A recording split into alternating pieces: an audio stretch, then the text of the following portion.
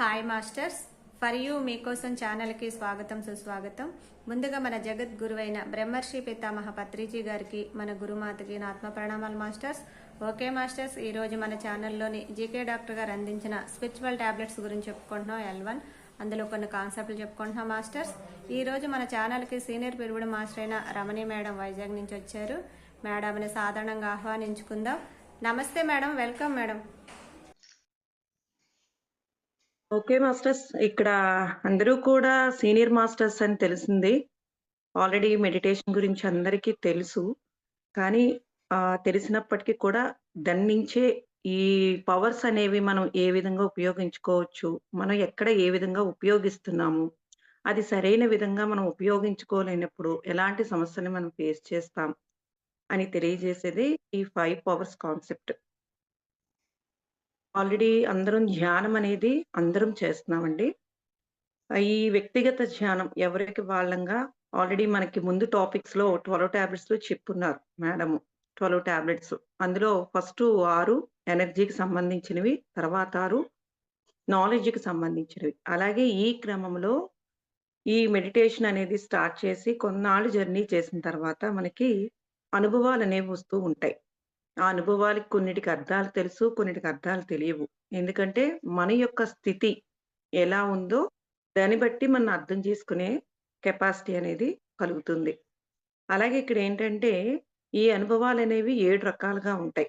అది మనం థర్డ్ ఏ ఓపెనింగు, అలాగే ఒక పుస్తక పఠనం ద్వారాగా, ఒక స్వాధ్యాయనము, సజ్జన సాంగత్యము, కోయిన్సిడెంటు, అలాగే ఇలా మనకి రకరకాలుగా అనుభవాల్లోకి వస్తూ ఉంటాయి. ఇక్కడ మనం స్వాధ్యాయనం ద్వారాగా ఎలాగా అనుకోవచ్చు. ఎలా అయితే మనం కొన్ని బుక్స్ చదివేటప్పుడు ఇది నా కోసమే అనేటట్టుగా ఉంటుంది. అదే సెంటెన్సు రకరకాల బుక్కుల్లో మనం ఆ సెంటెన్స్‌ని మనం చూస్తూ ఉంటాం. ఎప్పుడైతే మనం ఆ సెంటెన్స్ రిపిటేషన్‌గా మనకి ఒక బుక్స్ అవ్వచ్చు, ఫిజికల్‌గా ఎవరితో మాట్లాడుతున్నప్పుడు అవ్వచ్చు, ఆ సెంటెన్స్ మన దగ్గరికొచ్చినప్పుడు ఇది ఖచ్చితంగా మన కోసమే వచ్చిందనేది మనం ఐడెంటిఫై చేయాలి. అలాగే స్వాధ్యాయనం. ఒక సీనియర్ మాస్టర్స్ దగ్గర నుంచి ఇంకొక సీనియర్ మాస్టర్ దగ్గర అవ్వచ్చు. అలాగే ఆ క మాస్టర్స్ ఎప్పుడైతే ఒకరి అనుభవాలను ఒకరు మనం పంచుకుంటూ ఉన్నప్పుడు, ఒకే విషయాన్ని 1 కన్నా 2 సార్లు, 3 సార్లు మనం ఎప్పుడైతే మనం ఆ నాలెడ్జ్‌ని మనం అక్కడ తీసుకుంటూ ఉంటామో, అది కూడా ఒక మనం కన్సిడర్ చేయాలి. కోఇన్సిడెంట్. అలాగే ఒక విషయం మనం ఫిజికల్‌గా అవ్వచ్చు, స్పిరిచువల్‌గా అవ్వచ్చు. ఒక విషయాన్ని మనం పదే పదే వింటూ ఉన్నప్పుడు, చూస్తూ ఉన్నప్పుడు దాని నుంచి మనం తీసుకోవాలి. ఎగ్జాంపుల్ ఎలా అంటే ఒక బటర్‌ఫ్లై గురించి మన పిల్లలు ఎక్కడో మాట్లాడుతూ ఉంటారు. అదే బటర్‌ఫ్లై గురించి మళ్ళీ టీవీలో ఎక్కడో వింటారు. కాన్సెప్ట్ డిఫరెంట్ అయినా బటర్‌ఫ్లై గురించి మెయిన్‌గా అక్కడ వినడం అనేది ఉంటది. అలాగే బయటికి వెళ్ళేసరికి ఎక్కడో రియల్‌గా బటర్‌ఫ్లై చూస్తాం. అంటే ఇక్కడ బటర్‌ఫ్లై పదే పదే మన దగ్గరికి కనిపిస్తూ ఉందంటే ఇది కోయిన్సిడెంట్. అంటే ఏదైతే మన బటర్‌ఫ్లై గురించి క్వాలిటీస్ ఏంటి? ఒక ఫ్లవర్ నుంచి మకరందాన్ని తీసుకుంటుంది. అక్కడ కంప్లీట్ అయిపోయిన తర్వాత ఇంకో ఫ్లవర్ దగ్గరికి వెళ్తుంది. అలా ఇక్కడ రకరకాల ఫ్లవర్స్ దగ్గర నుంచి ఈ మకరందాన్ని తీసుకుంటుంది. అది బంతి పువ్వా, మల్లె పువ్వా, చామంతా అని ఫ్లవర్స్ డిఫరెన్స్ చూడదు. మకరందాన్ని మాత్రమే తీసుకుంటుంది. అలాగే ఇక్కడ మనం చేయాల్సిందేంటంటే, మనకి పత్రిసారి ఎప్పుడు చెప్తా ఉంటారు. ప్రతి ఒక్కరి దగ్గర మాస్టర్స్ దగ్గర నుంచి నాలెడ్జ్ తీసుకోవాలని. అంటే ఇక్కడ ఇండికేషన్ ఏంటి? ఆ ఫ్లవర్స్ అన్నిటిని మకరందాన్ని తాము ఆహ్, బటర్‌ఫ్లై ఎలా అయితే తీసుకుంటూ ఉంటుందో, మనం గూడా ప్రతి ఒక్క గురువు దగ్గర జ్ఞానాన్ని తీసుకోవాలి. ఆ జ్ఞానం అనేది మనం తీసుకోవడం అనేది బటర్‌ఫ్లై ఇండికేషన్ చేస్తుంది. మనం ఒక ఫిలాసఫీ గాని, ఒక మాస్టర్‌ని గాని, మనం ఆ మాస్టర్ యొక్క జ్ఞానాన్ని మాత్రమే తీసుకోవటానికి మనం అప్పటి వరకు ఏదైతే ఆ స్థితిలో ఉండిపోయామో, ఇక్కడ బటర్‌ఫ్లైస్ కనిపించాయంటే మనం ఇండికేషన్‌గా తీసుకోవాలి. అలా మనకి రకరకాలుగా అనుభవాలనేవి మనకొస్తూ ఉంటాయి. అయితే ఈ అనుభవాలనే దాంట్లో ఒక్కొక్కటి ఒక్కొక్కటి ఇండికేట్ చేస్తూ ఉంటాయి. ఆ ఇండికేట్ అనేది మనకు ఆ జ్ఞానం తెలియాలి అనుకుంటే, మనము ఈ నాలెడ్జ్‌ననేది మనం రెగ్యులర్‌గా మనం డైలీ లైఫ్‌లో మనం జరుగుతున్న సంఘటనలవ్వచ్చు, పరిస్థితులవ్వచ్చు, విషయాలవ్వచ్చు. మనం పదే పదే ఏవైతే చూస్తున్నామో, ఏవైతే వింటున్నామో, వాటి నుంచి మనం జ్ఞానాన్ని తీసుకోవడం అనేది జరుగుతుంది. అయితే ఇక్కడ మన పవర్స్ అనేది ఎందుకు ప్రత్యేకించి మనం ఐడెంటిఫై చేస్తున్నామంటే ఇక్కడ, మనకెన్నో పవర్స్ అనేవి తెలుసు. ఆల్రెడీ మనకి థర్డ్ ఐ ఓపెనింగ్ అయిన తర్వాత అసలు ధ్యానంకి రాకమునుపైతే అసలు ఏ విధమైన అవగాహన లేని స్థితిలో అంటే అందరికీ ప్రతి ఒక్కరికి కూడా ధ్యానంకి ముందు, ధ్యానం తర్వాత ఎన్నో అనుభవాలు. ఎన్నో వాళ్ళ జీవితంలో మార్పులు అన్నీ జరిగాయి. అయితే పర్టిక్యులర్‌గా కొన్ని పవర్స్ అనేవి ఖచ్చితంగా మనకి ఐడెంటిటీ చేయగలుగుతాం.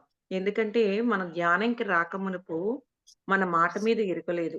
మనం తినే ఫుడ్ మీద ఎరుక లేదు. మన జీవితం మీద మనకే ఎరుక లేదు. మన మీద మనకి ఎరుక లేదు. ఎప్పుడైతే మనం ధ్యానం అనేది మొదలుపెట్టామో మన మాట మీద ఎరుక, మన భోజనం మీద ఎరుక, మన మీద మన ఎరుక. అంటే ఇక్కడ చాలా మంది మనం ఏం చేస్తూ ఉంటామంటే భోజనం తింటున్నాం. ఏం తిన్నామో తెలీదని కొన్ని కొన్ని సందర్భాల్లో అంటాం. అంటే అక్కడ ఏంటి అవేర్‌నెస్ లేదు. మాట మీద ఎరుక. అలాగే ఇక్కడ మాట అంటే ఏంటి?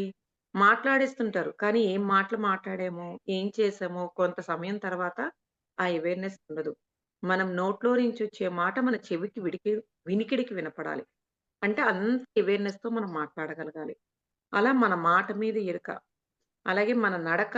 మనం వెళ్తున్నాం. కొన్ని సమయాల్లో మనకెళ్తున్న గమ్యం తెలుసు. కొన్ని సమయాల్లో వెళ్తాం. ఒక దానికి వెళ్లి ఇంకో దాన్ని తీసుకొనొస్తుంటాం. ఒక దాని కోసం వెళ్ళాను అది అనుకోకుండా కొనేసాను. తర్వాత బాధపడ్డాను. అక్కర్లేకుండా కొనేసానని అనుకుంటాం. అంటే ఎందుకు? ఆ అవేర్‌నెస్ లేక. అలాగే ఈ ధ్యానం అనేది మన జీవితంలో మొదలుపెట్టిన తర్వాత వీటన్నిటి మీద ఎరుక ఎలా అయితే వచ్చిందో, అలాగే కొన్ని శక్తులను కూడా మనం పొందుతాం. ఆ శక్తులంటే ఏంటంటే సంకల్ప శక్తి, వాక్ శక్తి, అలాగే స్థానబలము, టైము, మనీ.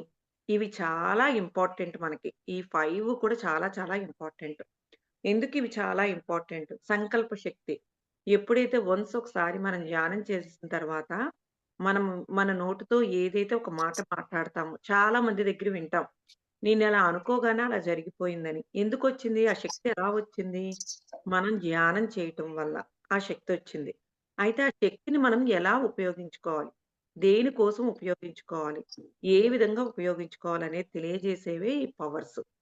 అయితే ఫస్ట్‌గా ఈ సంకల్ప శక్తి. సంకల్ప శక్తి అంటే ఏంటి అసలా?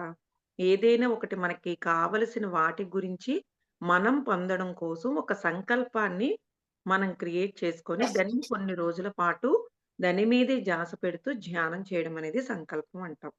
అయితే సంకల్ప శక్తి అంటే మన వాక్కుకి మనం ఎప్పుడైతే ధ్యానంతో కొన్ని రోజుల పాటు సాధన చేస్తామో, మనం గతం తాలూకా జ్ఞానం ఎంతైతే ఉందో అప్పటినుంచి కొంతమందికి 6 నెలల్లో అయిపోతుంది. కొంతమందికి 3 నెలలు పట్టొచ్చు. కొంతమందికి సంవత్సరాల తరబడి పడొచ్చు ఆ జ్ఞానాన్ని తీసుకోవటానికి.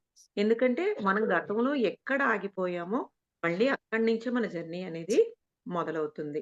అయితే ఈ శక్తి అనేది, సంకల్పం అనేది ఇప్పుడు పూర్వకాలంలో మునులు యా ఎవరు ఋషులు వీళ్ళందరూ కూడా నోట్లో నుంచి ఒక మాటొస్తే అది జరిగిపోయేది. ఒక సంకల్పంతో ఏదైనా సృష్టిస్తే అయిపోయేది. అంటే వాళ్ళకంత శక్తిని వాళ్ళు పొందారు. అయితే ఆ శక్తిని మనం గూడా పొందొచ్చు. ఇలా మన ధ్యాన శక్తితో, మన జ్ఞానంతో మనం పొందొచ్చు. అయితే ఈ సంకల్పాన్ని మనం ఏ దానికి ఉపయోగించాలి? వ్యక్తిగతంగా, అలాగే సామూహికంగా. అంటే వ్యక్తిగత ఎదుగుదలకు అంటే మన ఎదుగుదల కోసం, సామూహిక ఎదుగుదల కోసం మాత్రమే ఈ సంకల్పాన్ని ఉపయోగించాలి. ఎందుకు వ్యక్తిగత సంకల్పము, సామూహిక సంకల్పం అంటే ఏంటంటే, వ్యక్తిగతంగా అంటే మన కోసం మనం. అయితే ఈ ప్రాపంచిక విషయాల కోసం అనేది ఎప్పుడూ ఉంటూనే ఉంటది. ప్రాపంచికంగా అంటే ఏంటి? కూడు, గుడ్డ, తిండి, బట్ట. ఈ 3 మనకి మినిమమ్ కనీస అవసరాలు తీర్చుకోవటం కోసం ప్రతి ఒక్కరూ కోరుకోవాల్సిందే. మనందరికీ తెలుసు. మితిమీరిన కోరిక వల్ల దుఃఖం కలుగుతుంది. దుఃఖం వల్లే ఇన్ని అనర్థాలకు కారణమని తెలుసు. అయితే ఇక్కడ మనం ఆ సంకల్పాన్ని దేనికి ఉపయోగించాలి? మన వ్యక్తిగల ఎదుగుదల. అంటే ఇక్కడ మన గత ఎదుగుదల అంటే ఏంటి? మనం ధ్యానం చేశాము, శాకాహారం పాటించాము, పిరమిడ్ కోసం తెలుసుకున్నాం. ఇదంతా లెక్క మనం ప్రచారం చేస్తున్నాము. మనం ఎక్కడి వరకు సరౌండింగ్ ఉందో అక్కడ వరకు చేస్తున్నాం. మరి అంతకు మించి మనం చెయ్యాలంటే మనం ఏం చేయాలి? మన వ్యక్తిగతంగా మన డెవలప్‌మెంట్ ఏం చేసుకోవాలి? ఇప్పుడు ఎగ్జాంపుల్ ఇప్పుడు మీరెక్కడున్నారు? మేడం మాధవదార్‌లో ఉన్నారు. నేనొక సుజాత నగర్‌లో ఉన్నాను. ఓకే. ఈ సరౌండింగ్‌లో ఒక తెలుగుతో కంప్లీట్‌గా జూమ్ సెషన్‌తో కంప్లీట్ చేసేస్తున్నాం. కానీ ఒక హిందీ మాస్టర్స్‌కి తెలియాలి మన యొక్క జ్ఞానం. మనకి ఎక్కడో మనం జర్నీ చేస్తా ఉంటాం. ఆ జర్నీ చేస్తా ఉంటే పక్క వాళ్ళు హిందీనో, ఒరియానో లేకపోతే మరాఠీ వాళ్ళుంటారు. వాళ్ళకి ధ్యానం గురించి చెప్పాలనే అవగాహన మనకు తెలుసు. కానీ వాళ్ళు అందుకోవటానికి ఆ లాంగ్వేజ్ అనేది మనం చెప్పటానికి లేదు. మరి అలాంటప్పుడు మన ఆ లాంగ్వేజ్‌ననేది మనం ముందు గుండా నేర్చుకొనుంటే, మనం ఆ పక్క వ్యక్తులకి ఆ ధ్యానం అనేది పరిచయం చేయడం అవుతుంది. మనకి పత్రి సార్ అన్నారు, "ధ్యాన జగత్తు, శాకాహార జగత్తు, పిరమిడ్ జగత్తు." మరి ఆ ప్రచారంలో భాగంగా మనం చేయాల్సిన పనేటి అందరికీ ధ్యాన ప్రచారం చేయాలి. అది కొంతమంది పర్సన్‌కి, కొంతమంది వరకే నేను లిమిటేషన్ అనేది ఏం లేదు. మరి అదర్ కంట్రీ, అదర్ స్టేటు వెళ్ళాలంటే, ఒక కొత్త వ్యక్తికి ధ్యానం నేర్పించాలంటే, మనం ఈ లాంగ్వేజ్ నేర్చుకోవాలి.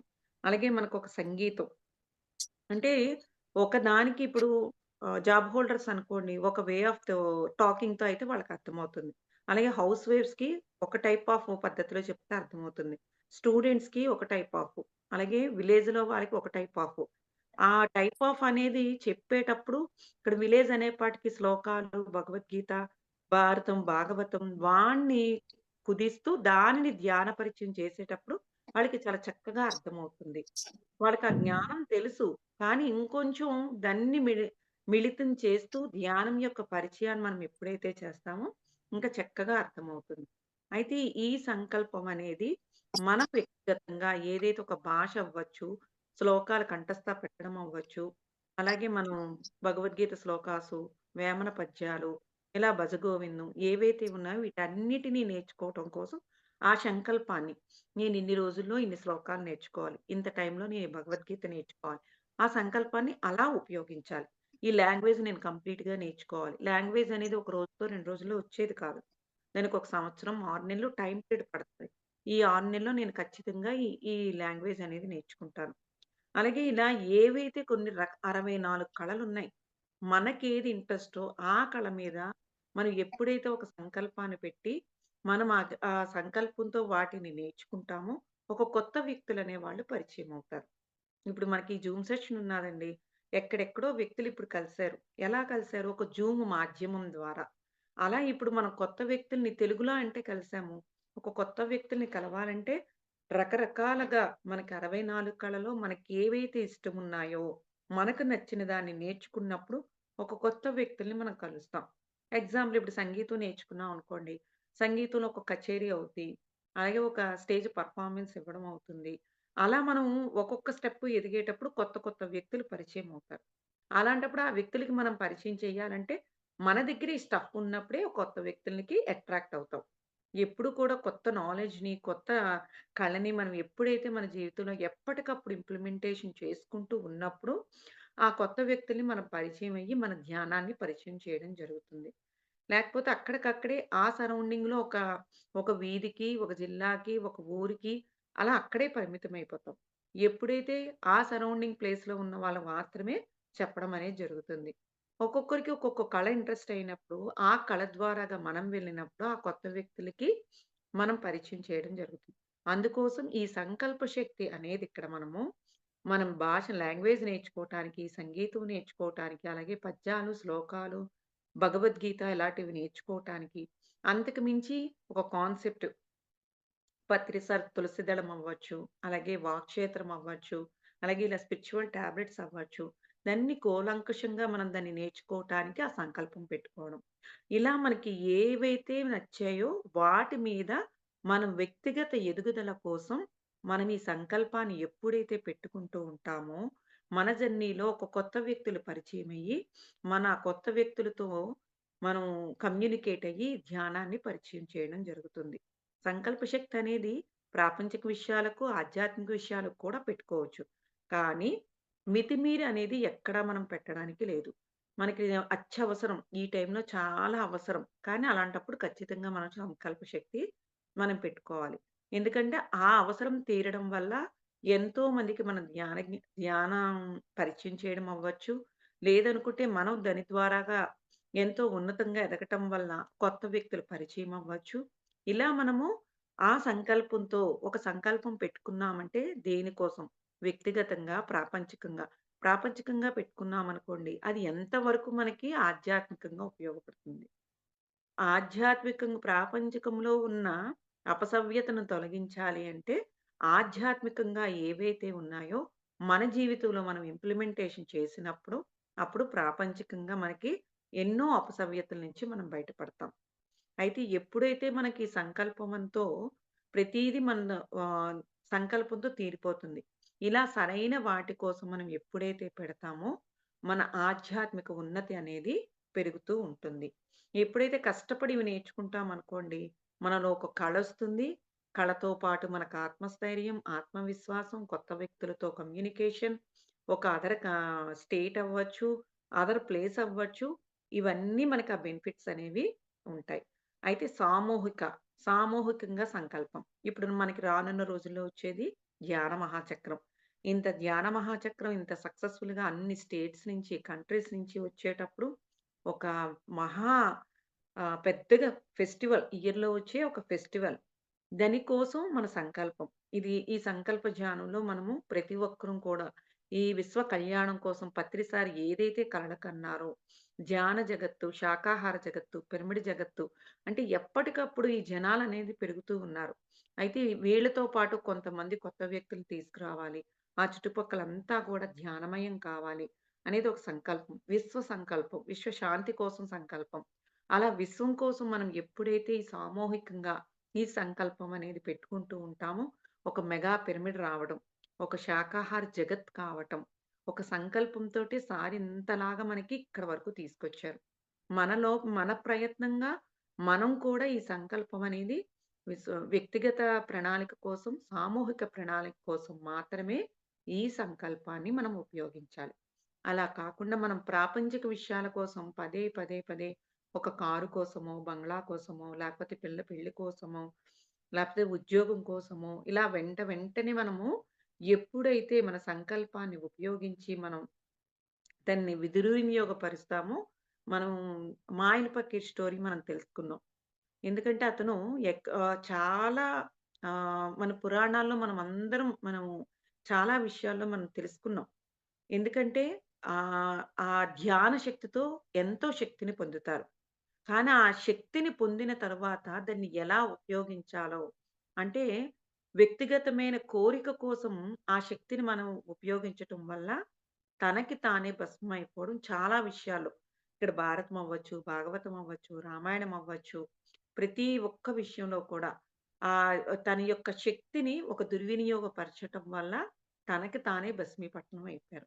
అలాగే మన జీవితంలో మనము కూడా చాలా విషయాల్లో మనం ఫేస్ చేయాల్సొస్తది. అందుకే మన సంకల్ప శక్తిని సరైన విధంగా మనము ఉపయోగించడం అనేది చెయ్యాలి.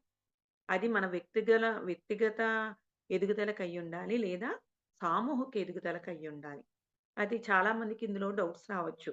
మరి ఉద్యోగం కోసమో, పిల్ల పెళ్లి కోసమో సంకల్పం పెట్టుకోవడం ఎందుకు తప్పవుతుంది అనేది.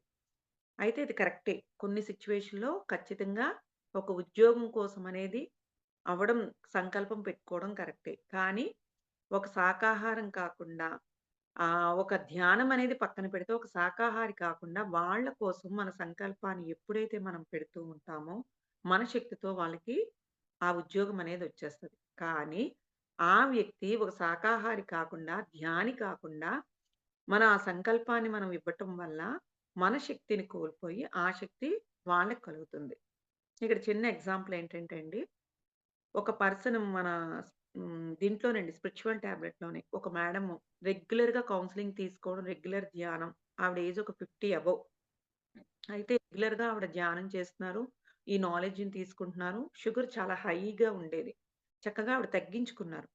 తగ్గించుకున్న తర్వాత కొన్ని రోజులకి ఒక 1 మంత్, 2 మంత్స్ తర్వాత రెగ్యులర్‌గా ఆవిడ చేసే సాధన చేస్తున్నారు. నాలెడ్జ్ తీసుకుంటున్నారు.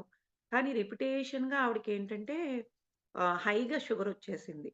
అప్పుడు కౌన్సెలింగ్ పార్ట్‌లో మేము వాళ్ళతో మాట్లాడినప్పుడు సార్ మ మ సార్ మాట్లాడినప్పుడు క్యాజువల్‌గా ఆవిడ చెప్పారనమాట.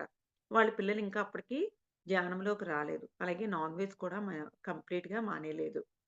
అయితే వాళ్ళెళ్తుండేటప్పుడు తల్లికి చెప్తా ఉండేవారనమాట. రోజు ఎళ్ళొస్తానంటే, లాభంగా వెళ్లి క్షేమంగా రా అని, సరే వెళ్ళమ్మా అని చెప్పారు. ఏదైతే ఆవిడ శక్తిని పొందారో, ఆ మాట ద్వారా సరే వెళ్ళు అన్న సంకల్పానికి వాళ్ళకేదైతే ఆ శక్తిని పంపించారో, రోజు వాళ్ళకి మంచే జరుగుతా వచ్చింది. కానీ ఇక్కడ ఈవిడకి ఏదైతే ఒక తగ్గిందో హెల్త్ ప్రాబ్లము, అది రిపిటేషన్‌గా మళ్ళీ ఎక్కువైంది. అంటే ఇక్కడ మనము మన సంకల్ప శక్తిని ఎప్పుడు, ఎక్కడ, ఎలా మనం ఉపయోగించాలి?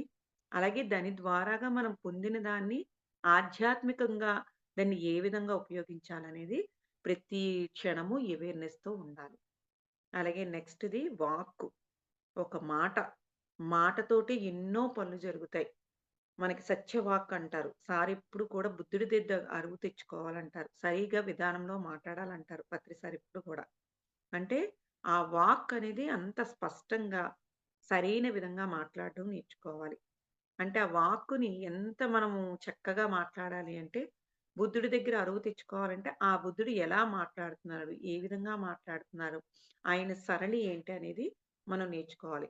అయితే ఈ వాక్కుతోటి మనం ఎలాంటి మాటలు మాట్లాడుతున్నాం? వాక్కుతోటి ఏ విధంగా మనం రోజంతా గడిచిన దాంట్లో పిల్లలతో అవ్వచ్చు, భర్తతో అవ్వచ్చు, ఇరుగు పొరుగు వారితో అవ్వచ్చు, అలాగే మన రిలేషన్‌తో అవ్వచ్చు, ఎలాంటి మాటలు మాట్లాడుతున్నాం? ఎలాంటి విషయాలు వింటున్నాం? ఆ విన్నదానికి మనం ఎలా రెస్పాండ్ అవుతున్నాం? ఆ వాక్ మీద అవేర్‌నెస్ రావాలి. 4 ఒప్పందాల బుక్ చదివితే మనకి ఆ వాక్కు అనే దాని కోసం ఎంత కూలంకషంగా మనకి ప్రతిసారి వివరించారో. వాక్ అనేది ఒక ఒప్పందం. కదా! అలాగా వాక్కు దోషరహితంగా ఉండాలి. ఇలా 4 ఒప్పందాలతో ఆ వాక్కు గురించి చాలా వివరంగా రాశారు. అంటే నోట్లో నుంచే వచ్చే మాట అనేది అంత చెడుపు చేస్తుంది. అందుకే మనం వాక్కు అంత అవేర్‌నెస్‌తో మాట్లాడాలి. అయితే ఈ వాక్ అనేది విశుద్ధ చక్రానికి సంబంధించింది. ఈ గొంతు సమస్యలు గాని, అలాగే గొంతుకు సంబంధించిన ఎలాంటి ఇబ్బందులు గాని వచ్చినప్పుడు ఆ వాక్కుని ఎలా మాట్లాడుతున్నాం అనేది మనం గమనించాలి. అలాగే దాంతో పాటు ఈ విశుద్ధ చక్రానికి సంబంధించింది కాబట్టి పద్యాలు, శ్లోకాలు, భగవద్గీత ఇలా కంఠస్థ పెట్టినప్పుడు సంగీతం, ఎస్పెషల్లీ సంగీతం. ఈ విశుద్ధ చక్రానికి సంబంధించింది కాబట్టి, మనం ఎక్కువగా వీటి మీద ఫోకస్ పెట్టి ఎప్పుడైతే నేర్చుకుంటూ ఉంటామో, ఆ హెల్త్ ఇష్యూ అనేది కంప్లీట్‌గా తగ్గుతుంది. థైరాయిడ్, థైరాయిడు, ఈ గొంతు సమస్యలు ఇవన్నీ వాక్కు మీకు సంబంధించే ఉంటాయి. సత్య వాక్కులు పలకాలి. వాక్కు మీద ఎరుకుండాలి. వాక్ మాట్లాడేటప్పుడు మనకైనా ఉపయోగపడాలి, ఎదుటి వ్యక్తికైనా ఉపయోగపడాలి. అలా ఉపయోగపడలేనట్టు ఒక్క మాట కూడా మనము మాట్లాడకూడదు. ఎంత మనకి తెలుసో అంతే మాట్లాడాలి. తెలియని దాని కోసం అస్సలు మాట్లాడకూడదు. ఎన్‌లైట్‌మెంట్ అంటే ఏంటండి? మనకి ఎంత తెలుసో అంతవరకు మాట్లాడడమే. తెలియని దాన్ని తెలీదని ఒప్పుకోవడంలో ఎటువంటి సందేహము లేకుండా ఒప్పుకొని, వాళ్ళు చెప్పింది వినడం అనేది మనం నేర్చుకోవాలి. ఇలా వాక్కు ద్వారాగా మనం ఏదైతే మన మాట మాట్లాడుతున్నామో, ఒక వాక్కుతోటే ఒక ప్రపంచాన్ని మార్చేశారు. మనకి వివేకానందుడిని చూసుకుంటే చికాగోలో ఆయనకిచ్చిన టైం ఒక 2 మినిట్స్, 3 మినిట్స్. కానీ ఆయన వాక్ ధాటితో ఒక గంట, గంటన్నర ఆ సభనంతటిని మంత్రముగ్ధుల్ని చేసేశారు. అంటే ఆ వాక్ అనేది అంత ప్రవాహం. ఆ వాక్కుతోటే ఎంతమందిని మార్చగలదు. అంటే అలాంటి వాక్కులు మాట్లాడడానికి మనం తయారవ్వాలి.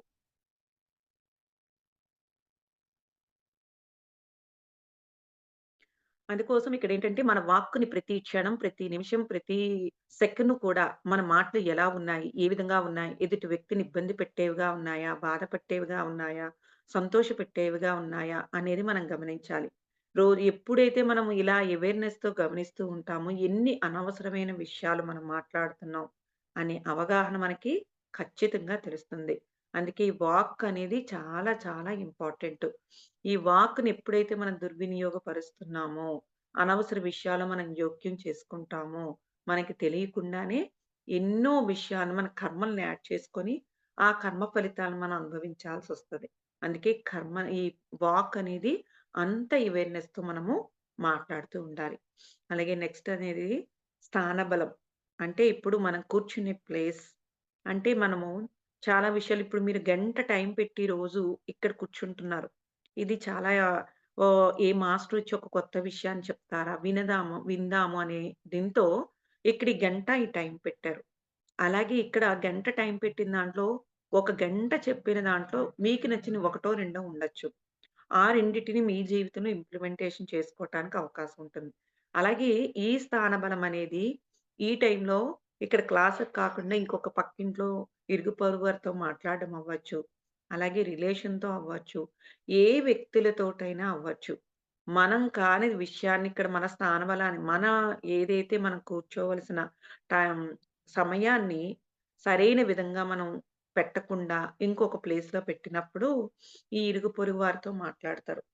మనం పెట్టాల్సిన టైం ఇప్పుడు జూమ్ సెషన్‌లో క్లాసు. క్లాస్ మానేసి అక్కడ టైం పెడతాం అక్కడ. అక్కడ కూర్చుంటాం. అక్కడ కూర్చోవడం వల్ల ఏంటంటే, అక్కడ అనవసరమైన విషయాలు అంటే అత్తగారి మీద కోడలో, కోడల మీద అత్తగారు, లేకపోతే ఆడపడుచు మీద, భర్త మీదో, లేతే ఇరుగు పొరుగు వారి మీదో ఇలా ఏదైతే ఒక డిస్కషన్ ఉందో దాన్ని యాజ్ యూజువల్‌గా వింటూ ఉంటారు. మనం పెట్టాల్సిన టైము స్పిరిచువాలిటీకి. కానీ అక్కడ టైం పెట్టడం వల్ల, ఆ అనవసరమైన విషయాలు మనం వినడం వల్ల, దాని వలన ఇక్కడేంటంటే, సమయం కాని సమయంలో అలా మనం టైం పెట్టడం వల్ల ఏంటంటే, ఆల్రెడీ మనకు కొంత జ్ఞానంతో శక్తిని మనం పొందాం. పొంది ఉన్నాం కదా! మనం పెట్టాల్సిన టైం పెట్టకుండా అక్కడ ఎప్పుడైతే పెడుతూ ఉంటామో, కొన్ని రోజులకి ఏంటవుతుందంటే, అదే టైంకి ఎవరో ఒక వ్యక్తి రావటం, అక్కడ ఏదో అక్కడ మీ ప్రమేయం లేకుండానే అక్కడ ఆ సంఘర్షణలోని, వాళ్ళ డిస్కషన్‌లోని మనం వేలు పెట్టడం. అది తెలియకుండానే మనం అందులో వేలు పెట్టి మనం అందులోని రాయి కిందన చెయ్యి పెడితే గట్టిగా లాగేస్తే ఏమవుతదండి? చెయ్యి ఇబ్బంది పడతది. అప్పుడు ఆ రాయి కింద నుంచి చెయ్యి ఎలా తీయాలి? నింపాదిగా దానికి కంఫర్ట్ జోన్‌లో తీయాలి.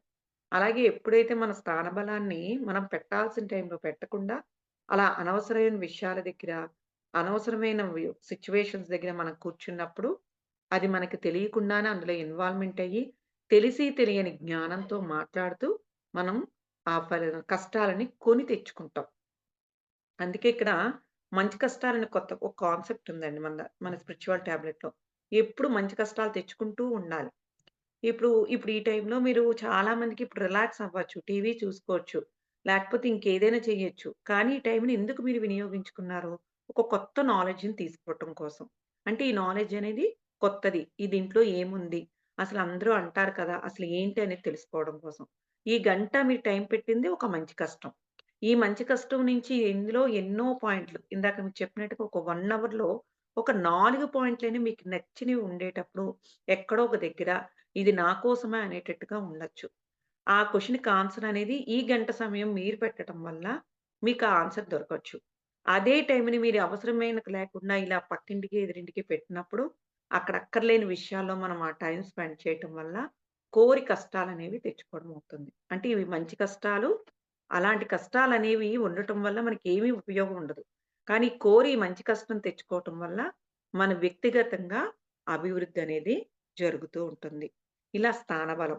స్థానబలం తర్వాత టైం. టైం అనేది చాలా చాలా చాలా వాల్యుబుల్. గడిచిపోయిన కాలం మనం తీసుకురాలేము అంటారు. ఎందుకు ఆ టైం అనేది ఇప్పుడు మనకెంత వయసో అన్ని సంవత్సరాల ముందుంచిన కాలాన్ని మనకి రాలేదు. అంటే ఎప్పుడు గూడా గతాన్ని తేలేము, భవిష్యత్తుని తేలేము. వర్తమానంలో ఉంటూనే మనం వర్తమానాన్ని కరెక్షన్ చేసుకుంటేనే భవిష్యత్తుని నియమించుకోగలం. గతంలోకి వెళ్ళిపోయినా గతం నుంచి ఏమీ రాదు. అలాగే భవిష్యత్తు గురించి ఆలోచించి, అది జరగని దాని కోసం ఆలోచించి మనం ఏమీ చేయలేం. కానీ ఇప్పుడు ఈ క్షణంలో, వర్తమానంలో ఉంటూ, ఈ క్షణంలో, ఈ రోజులో, ఈ 24 గంటల్లో నేనేం పని చేయాలి? ఒక్కొక్క గంటకి ఒక్కొక్క టైంలో ఏమేం చేయాలి? అని నిర్ణయించుకొని మనం ఎప్పుడైతే చేస్తామో, ఈ రోజులో చేసుకున్న ఈ గంట గంట ప్రణాళికే ఒక 1 వీక్ అవుతుంది. ఆ 1 వీక్‌దే 1 మంత్‌కవుతుంది.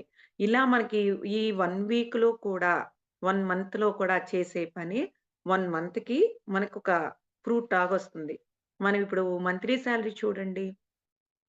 రోజంతా కష్టపడితే రోజుకి ఎన్ని గంటలు కష్టపడతాం ఒక జాబ్ చేసే వ్యక్తి? ఉదయం 9కో, 10కో వెళ్తే ఈవినింగ్ 6కొస్తారు.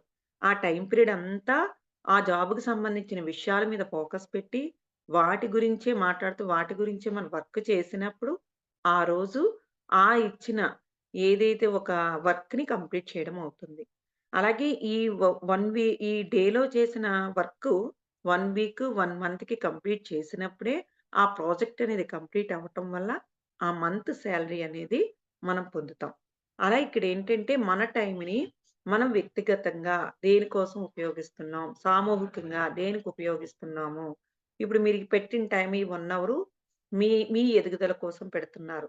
అలాగే ఒక వ్యక్తిని సామూహికంగా అంటే ఒక కొత్త క్లాస్‌కి వెళ్లి చెప్పడం అవ్వచ్చు. టైమ్‌ని మెయింటైన్ చేయడం చాలా చాలా ఇంపార్టెంటు. 1 అవర్ అంటే 1 అవర్‌లో స్టార్ట్ చేసి 1 అవర్‌లో కంప్లీట్ చేయాల. అలాగే 2 అవర్స్ అంటే, ఆ 2 అవర్స్‌లోని ఏ ఏ కాన్సెప్ట్‌లు చెప్తున్నాం, ఏ ఏ కాన్సెప్ట్‌లు మనం ప్రిపేర్ అయ్యాం చెప్పటం అనేది చాలా చాలా ఇంపార్టెంట్. అసలు అక్కడ పరిస్థితి ఏంటి? సమయం ఏంటి?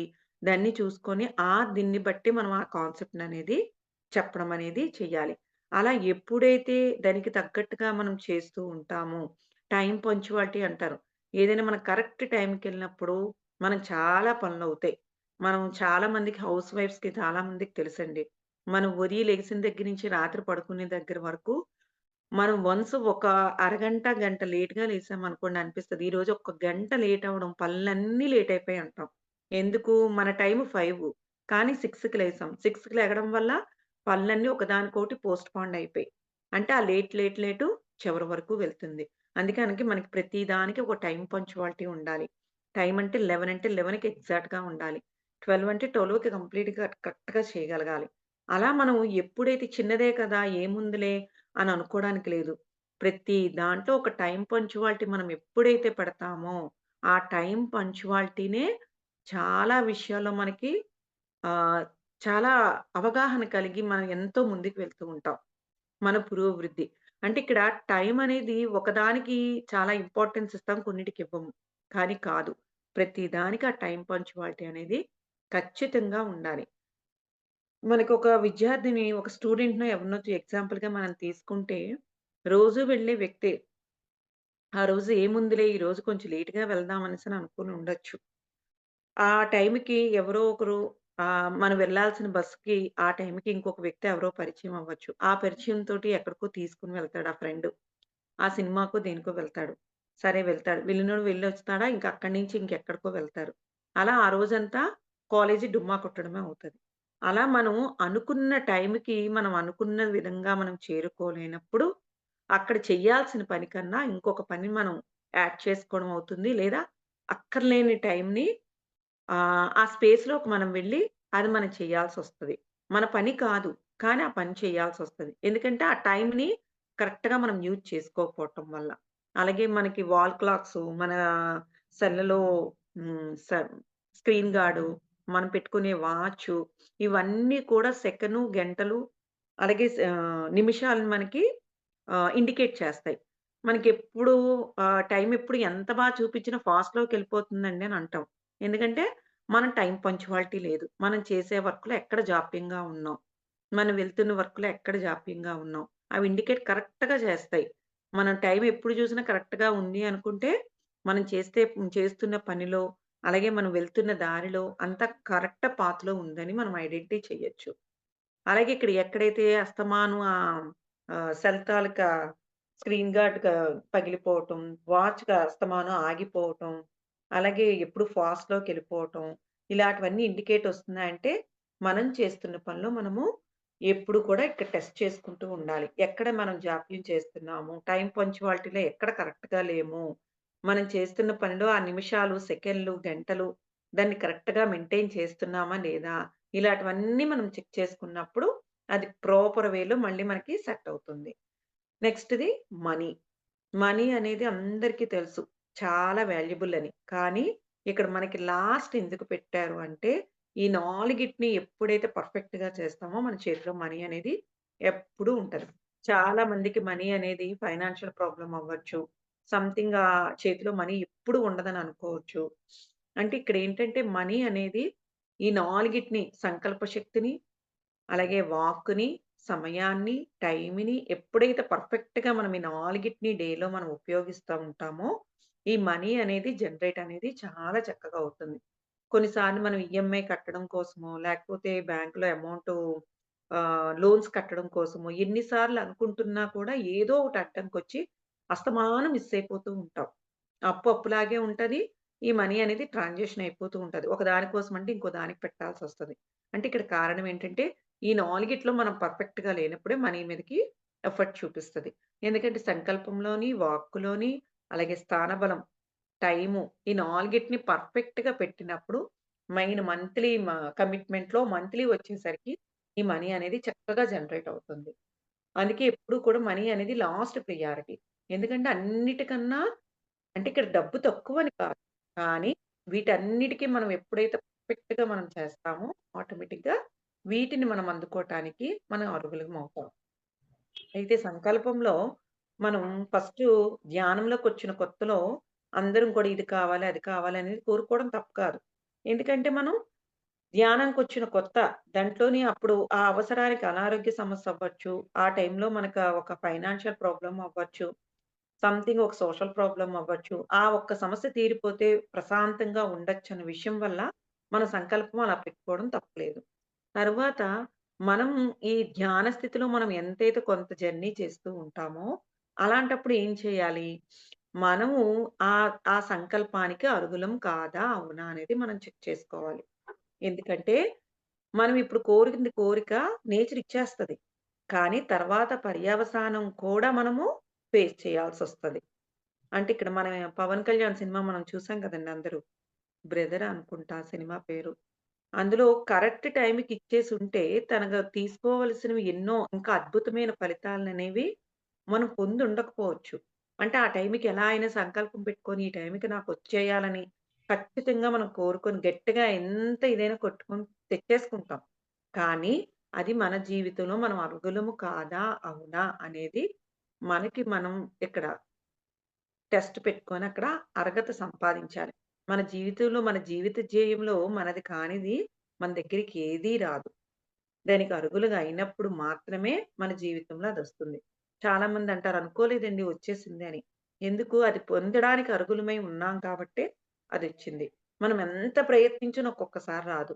అంటే ప్రయత్నించిన ప్రతిసారి కూడా మనం పొందలేదు అంటే దానికి తగ్గ నాలెడ్జ్‌ని మనము తెచ్చుకోలేదు ఒకటైతే, ఇంకొకటి దానికి తగ్గ అర్హత కూడా మనకి లేకపోయి ఉండొచ్చు. అందుకే ఇక్కడ మనం కోరిక కోరేటప్పుడు సంకల్పంలో ఈ 3 టైప్ ఆఫ్ ఉంటాయి. ఇది సెకండ్. థర్డ్ వన్ ఇంకా కంప్లీట్‌గా కొంత జర్నీ చేశాక విశ్వం వేరు, నేను వేరు కాదు. ఇక్కడ లోక కళ్యాణార్థం నేనేదైతే చేస్తున్నానో, ఈ విశ్వంలో నేను ఒక పర్సన్‌ని. విశ్వమంతా నేనయ్యున్నప్పుడు, నేను ఒక పర్సన్ అయినప్పుడు, విశ్వానికి ఏదైతే నాకు ఏదవసరమో ఇస్తుందో, అది నేను తీసుకోవటానికి సిద్ధంగా ఉన్నాను.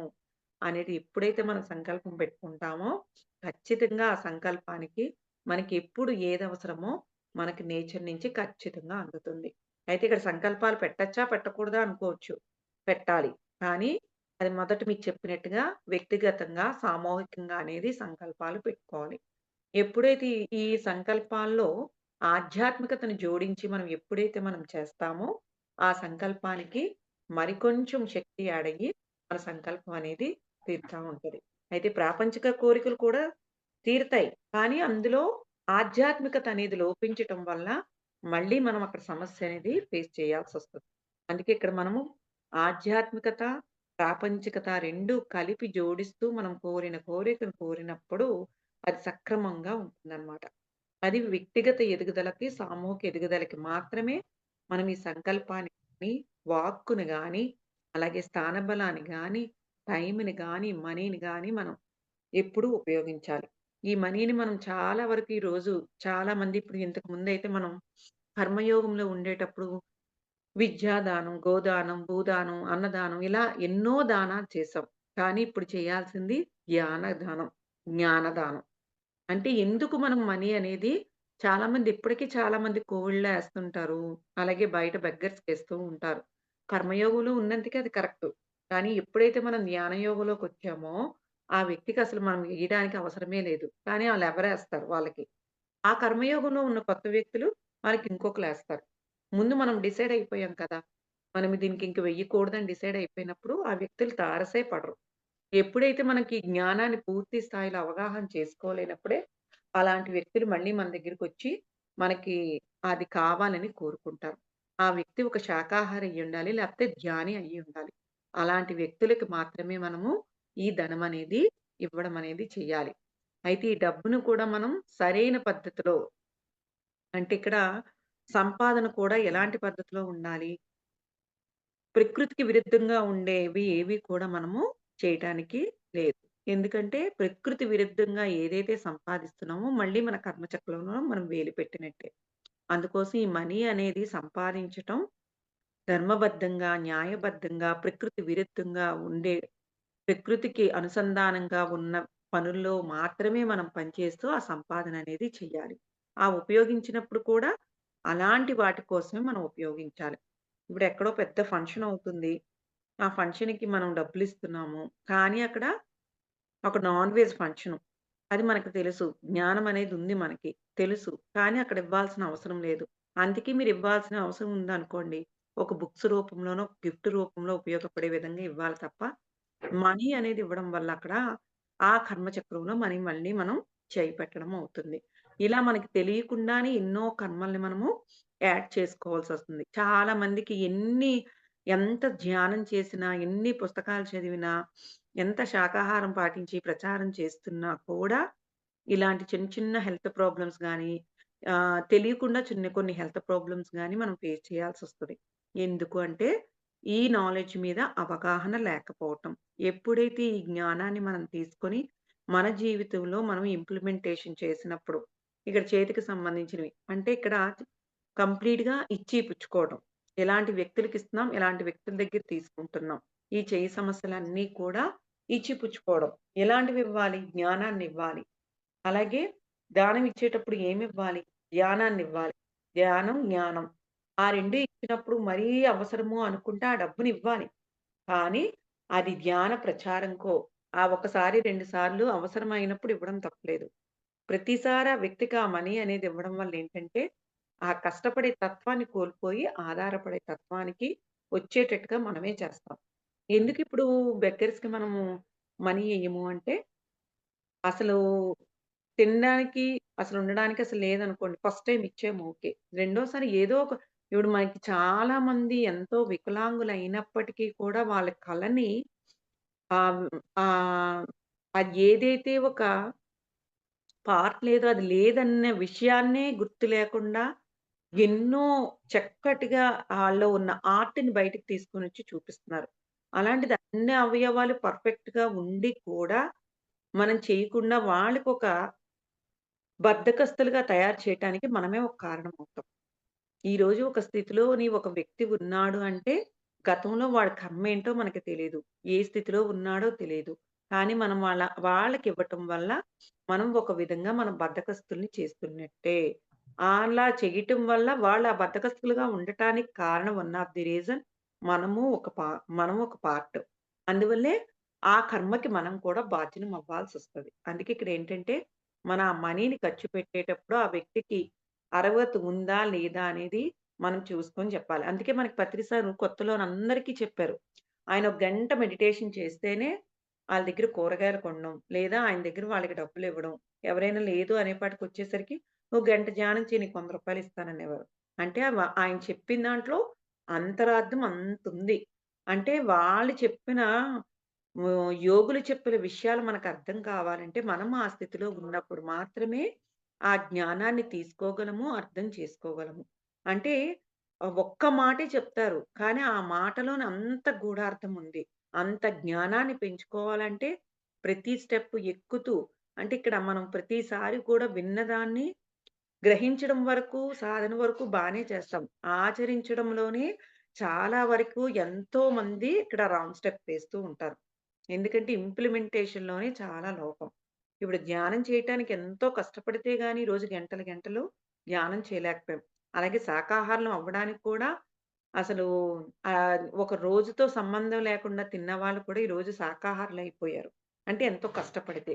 అలాగే ప్రతి విషయంలో ఒక కొత్త విషయాన్ని నేర్చుకోవటంలో, తెలుసుకోవటంలో, దాన్ని ఆచరించడంలో మనం ఎప్పుడైతే ఒక బద్ధకం లేకుండా దాన్ని నేర్చుకొని ఇంప్లిమెంటేషన్‌లో చేస్తామో, మనం అప్పుడు సంపూర్ణ ఆరోగ్యంగా, ఆనందంగా ఉండడమే కాకుండా మన యొక్క జీవితాన్ని ఏదైతే మనం ఒక సంకల్పంతో మనం పత్రిసార్ బాటలో ఉంటూ, ఆయన సంకల్పానికి మనం ఒక పార్ట్ ఒక 1% మన వంతుగా మనం ప్రయత్నం చేయడంలో, మనం ఈ ధ్యాన ప్రచారము, ధ్యాన జగత్తు, శాకాహార జగత్తు, పిరమిడ్ జగత్తు ఇవి జరగటం కోసం ఏవైతే తన వంతు సాయంగా చెయ్యాలి అంటే, వీటన్నిటిలో కూడా ఎప్పటికప్పుడు మనకి మనం మార్పు చేసుకుంటూ, మనల్ని మనం మార్చుకుంటూ, ఒక కొత్త విషయాన్ని నేర్చుకుంటూ, ఎక్కడ అందరూ ఉండే దగ్గర చెప్పడం కాదు. ఎవ్వరూ లేని ప్లేస్‌లోకి మనం వెళ్లి చెప్పగలగాలి. అలా చెప్పాలి అంటే, మనలో కొన్ని స్కిల్స్ ఉండాలి. ఒక వ్యక్తిని మనల్ని ఇప్పుడు పత్రిసారిని మనం ఎందుకు ఆకర్షిస్తున్నాము? ఆయనలో అంత జ్ఞానం ఉండబట్టి. ఆయన మనమేమి ఏ రోజు ఒక రూపాయి కూడా ఆయన జేబులో పెట్టుకోకుండా వెళ్తున్నారు. ఆయన ఇన్ని ప్రపంచంలో ఇన్ని దేశాలు తిరిగారు అంటే ఆయన యొక్క జ్ఞానం. ఇంతమంది ఎంత ఎంపీలవ్వచ్చు, ఎమ్మెల్యేలవ్వచ్చు, ప్రొఫెసర్స్ అవ్వచ్చు, ఈళ్ళందరూ కూడా ఆయనకి దాసోహం అయ్యారంటే ఆయన యొక్క జ్ఞానం. అంటే ఆ జ్ఞానాన్ని మనం ప్రతి ఒక్కరం గూడా అంటే రోజుకి ఎన్ని గంటలు ధ్యాన సాధన చేసేవారు. ఆయన ఎన్ని గంటల పుస్తకాలు కొన్ని వేల పుస్తకాలు చదివారు పత్రి సారు. అయితే మనం ఎన్ని పుస్తకాలు చదివాం? ఆ పుస్తకంలో ఏ జ్ఞానం మనం నేర్చుకున్నాం? భగవద్గీత శ్లోకాలు చెప్పేవారు. వీరబ్రహ్మేంద్ర స్వామి శ్లోకాలు చెప్పేవారు. వేమన పద్యాలు చెప్పేవారు. అయితే మనం ఎన్ని నేర్చుకున్నాం? ఆ శ్లోకాన్ని మనం ఎంత కూలంకషంగా అర్థం చేసుకున్నాం? అర్థం చేసుకున్న దాన్ని మనం క్లాస్‌లో ఎంత బాగా చెప్పాం? ఇన్ని స్టెప్పులుంటాయి ఒక్కొక్కటి నేర్చుకునే దాంట్లో. ఒక్కొక్క స్టెప్పు ఎక్కేటప్పుడు ఒక్కొక్క జ్ఞానాన్ని మనం నేర్చుకుంటూ మన ఆధ్యాత్మ ప్రగతి అనేది పెరుగుతూ ఉంటుంది. అందుకోసం ఇక్కడేంటంటే ఇప్పుడు ఒకటో క్లాస్‌లో పాఠం అయిపోయింది. రెండో క్లాస్‌లో కొత్త పాఠం నేర్చుకోవాలంటే, అమ్మా! నేర్చుకోలేను బద్ధకంగా ఉంది అని ఊరుకుంటామా? కొత్తది నేర్పిస్తాం. పిల్లలకి చాలా మటుకు మనం ఏం చేస్తామంటే, ఆళ్ళు చదవలేదు అంటే ఏదో ఒకటి మంచి మాటలాడో, వాళ్ళకి ఏదో ఒక లంచం ఇచ్చో, లేకపోతే ఏదో ఒకటి బతిమిలాడో, నువ్వు ఇది చదివితే అది చేస్తాననో, ఏదో ఒకటి ఇచ్చి వాళ్ళ చేత చదివిస్తాం. మరి ఒక ప్రాపంచిక విద్యకే మనం అంతలాగా ఎఫోర్ట్ పెట్టి, వాళ్ళు చదివేటట్టుగా చేసేటప్పుడు, మన ఆధ్యాత్మిక జ్ఞానాన్ని మనం నేర్చుకోవటానికి మనం ఎంత పెట్టాలి టైము? ఎంత వినియోగించుకోవాలి దాన్ని? ఈరోజు మనం ఈ భూమి మీద ఇంత ఆనందంగా, ఆరోగ్యంగా ఉండటానికి కారణం ప్రతి ఒక్కరి జీవితంలో ధ్యానము, శాకాహారం రావటం. ఇది అందరికీ తెలిసిందే. మరి ఇంతటి చక్కటి ధ్యానాన్ని మనం తెలుసుకున్న ఈ ఒక్క జ్ఞానాన్ని 10 మందికి పంచి ప్రపంచవ్యాప్తంగా అవ్వాలి అంటే, వాటితో పాటు మన ప్రగతి, ఆధ్యాత్మిక ప్రగతి ఎప్పుడు పెరగాలి అంటే, మనల్ని మనం ఎప్పుడు వ్యక్తిగతంగా డెవలప్‌మెంట్ చేసుకుంటూ ఉండాలి.